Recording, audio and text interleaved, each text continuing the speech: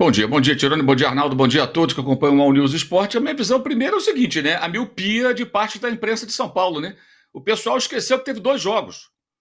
Aí eu vejo uns elogios assim ao Palmeiras. Cara, o Palmeiras jogou nada no Rio de Janeiro. Conseguiu ser pior do que o Flamengo foi ontem. Pior mesmo. O Flamengo ontem foi ridículo. Um time frouxo, covarde, amedrontado, boa parte do jogo, né? Dominado. Mas o Palmeiras foi pior no Rio. O Palmeiras no Rio de Janeiro, gente, não criou sequer uma remota possibilidade de gol.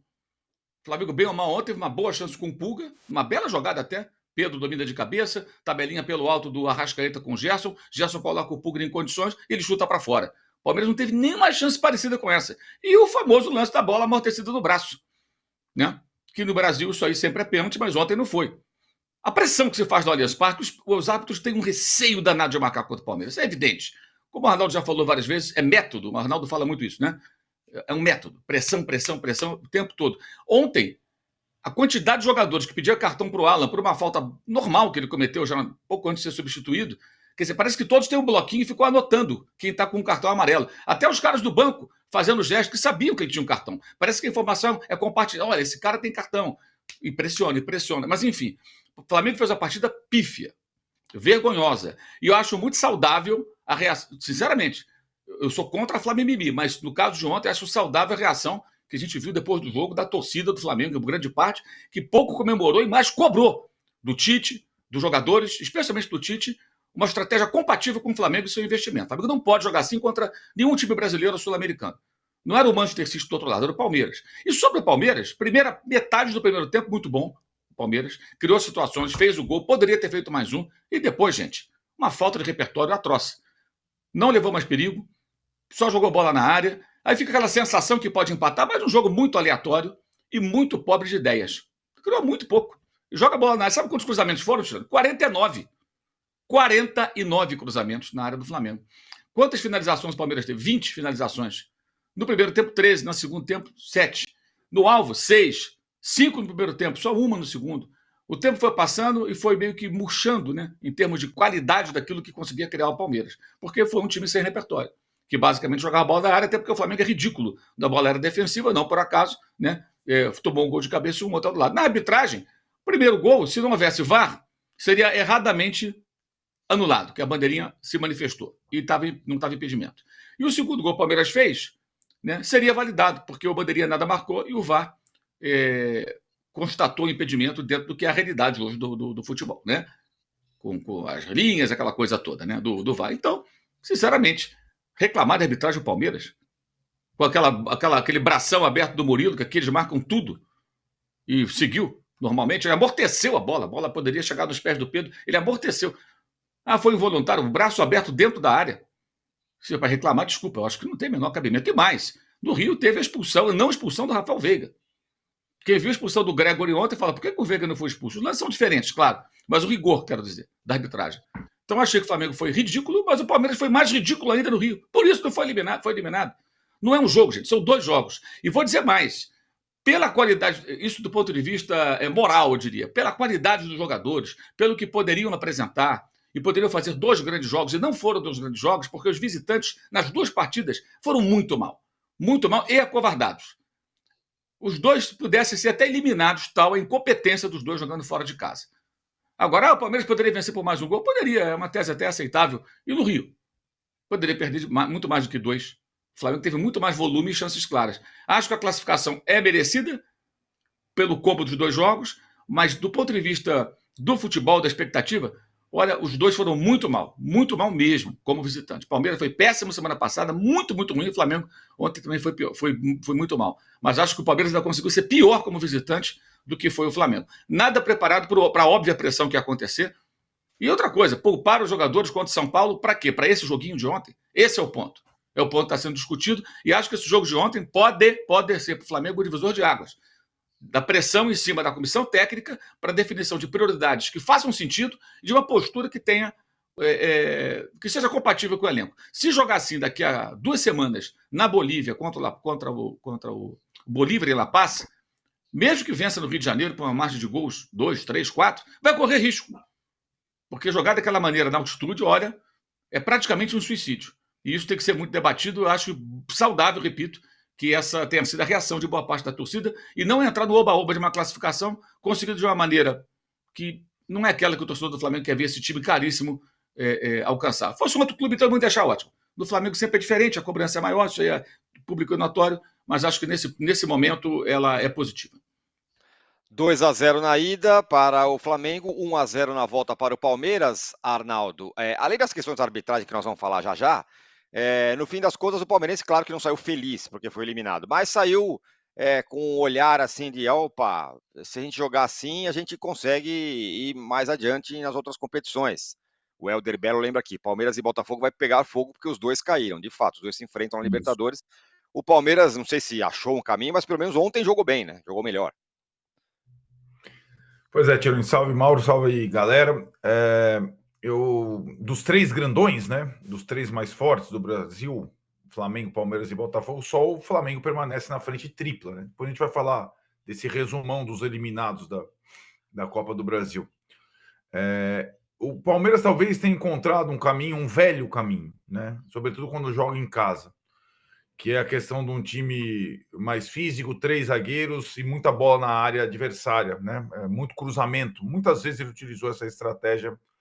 Não dá para jogar assim sempre, mas eu entendo que perdendo por 2-0 do Flamengo, sendo o Flamengo um time com a característica que o Mauro descreveu, um time frágil no jogo aéreo, a estratégia do Palmeiras para a partida de volta foi muito bem elaborada. Com a média de altura do time elevada, com o Rafael Veiga um pouco atrás. E acho até, depois a gente vai de fato, como você falou, acho que tem muita coisa para a gente falar de arbitragem. Acho que até a estratégia do Palmeiras levou em conta até quem apitava, que era o Daronco, que é um árbitro que dá muita falta. Então o Palmeiras teria muita oportunidade de cruzar bolas na área, fez isso diversas vezes e por pouco não venceu por 2 gols nesse tipo de estratégia. É uma estratégia válida, né?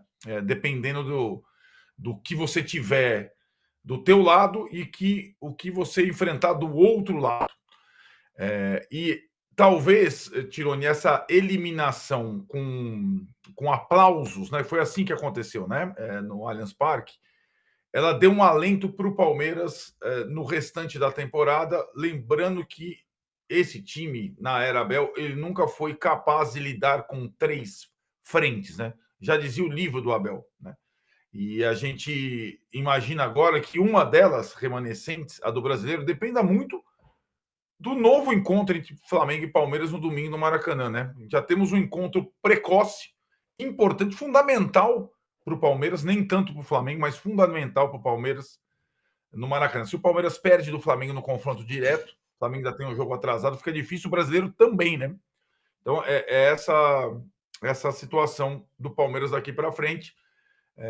E em relação ao Flamengo, estou muito com o Mauro. Aí é aquela coisa, a eliminação palmeirense no aplauso e a classificação flamenguista na crítica. Porque as duas partidas que o Flamengo fez em poucos dias em São Paulo, uma com reservas contra o São Paulo e essa contra o Palmeiras, com o Cristal, foram muito ruins. Muito ruins em termos de foco, estratégia. E ontem, o Tite não ter dado a entrevista, ele escapou de boas, porque, olha, a estratégia do Palmeiras hoje era óbvia, o time que o São Paulo jogou contra o Flamengo no sábado era óbvio também, e o Tite foi muito mal, não é que foi pouco mal. Ontem, talvez ele tenha evitado o pior quando ele coloca o terceiro zagueiro, o Davi Luiz, e enfrenta o jogo aéreo do Palmeiras como deveria ter enfrentado desde o início, né?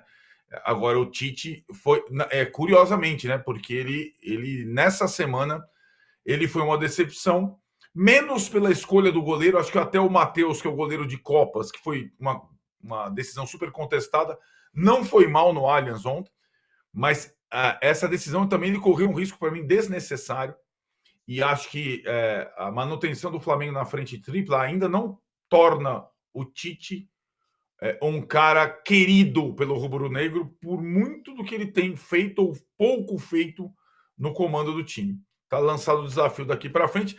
E não é daqui para frente só lá na Libertadores. No domingo, contra o Palmeiras, o Tite e o Flamengo precisam dar uma resposta. Foram muito mal nessa parte paulistana aí da temporada nos jogos no Morumbi e no Allianz Parque. Mauro, muitas coisas sobre isso que o Arnaldo falou. Primeiro que o Tite não falou, né? Falou lá o Marcos Braz, falou o Spindle, mas sempre vai lembrar, né? O Marcos Braz é candidato aí de novo, então quanto mais ele aparecer, melhor. Apareceu de novo lá para falar ontem, o Spindle também reclamou da arbitragem e tal, mas o Tite não falou. E talvez fosse o cara mais importante para para ser ouvido ontem depois do jogo, depois desse jogo ruim do Flamengo. Sobre o Matheus Cunha, o Arnaldo falou que não foi mal. Tem gente reclamando do gol, né? Falando que ele poderia ter defendido. Foi um gol meio parecido com aquele do Caleri na final da Copa do Brasil. E tem esse jogo no domingo. Vai ter que virar outro time, né? Não vai, por exemplo, não vai dar para poupar nesse jogo aí, né? Pensando na Libertadores. Vai ter que jogar e dar uma resposta. Diga lá. Sobre o Matheus, eu achei que ele é um goleiro muito inseguro. Ele fez 2 grandes defesas. A primeira no chute do Mike logo no começo do jogo, pontinha de dedos, né? Mas saída de gol é um negócio. A parecida com o Caleri foi a bola do Murilo na trave, que a bola cruza a área, não é para ele, né? O goleiro sai do gol, é do goleiro, amigo. Ele pode usar os braços, né? Então é dele. Sai do gol, fica no meio do caminho, desprotege a própria meta. Foi o que aconteceu. Ele saiu, não alcançou a bola, o Murilo conseguiu tocar, ela foi na trave. Se ela vem um pouquinho para o lado, ela entra e ele não consegue defender. E se ele fica plantado, é uma bola fácil dele defender. E tinha ali uma turma de jogadores do Flamengo para impedir as cabeçadas, o que não funcionou. Isso é um problema sério do Tite, que deveria, claro, dar entrevista, até para responder sobre esse assunto. Vários repórteres saíram do Rio de Janeiro especificamente para essa cobertura, né, e vieram aqui a São Paulo e não tiveram a chance de perguntar para o técnico do Flamengo do porquê dessa atuação, dessa postura. Isso é ridículo, né? Isso foi uma decisão, pelo que eu soube ontem, do próprio departamento de futebol. Mas o Tite tem tamanho para falar, não, eu quero falar, eu vou falar. Não tem desculpa. Mesmo que o Braz tenha dito, não, Tite, não precisa falar hoje não e tal, ou alguém tenha dito isso para ele, não, eu quero falar, eu faço questão de dar entrevista. Vai lá, encara os repórteres. Até porque muitas vezes são bonzinhos, o que tem de repórter bonzinho, né? Com técnico, meu Deus do céu. Aí vai lá, tão bonzinho e fala, não sei o que e tal, ninguém pergunta nada, ou não fazem perguntas mais contundentes, né? Porque o Flamengo não pode jogar dessa maneira, esse é o ponto. Não pode jogar dessa maneira. E aí entra também a responsabilidade dos jogadores. Eu acho que o Tite é o principal responsável, ele que escala, ele que monta a estratégia, ele que está cuidando e não poupando, como ele diz, né? E cuidou para quê? Para ter esse desempenho? Porque, gente, o Flamengo não perdia para o Palmeiras nesse estádio, no Allianz Parque, desde 2017. Desde então, jogou até com 20 desfalques na época da Covid. 20 desfalques, aproximadamente. Nem o técnico foi, que era o Domenic Torrente, foi o auxiliar dele. E daí o Hugo foi o goleiro daquela oportunidade, o Richard Rios jogou pelo Flamengo, e o Flamengo fez bons jogos em todas essas partidas. Todas.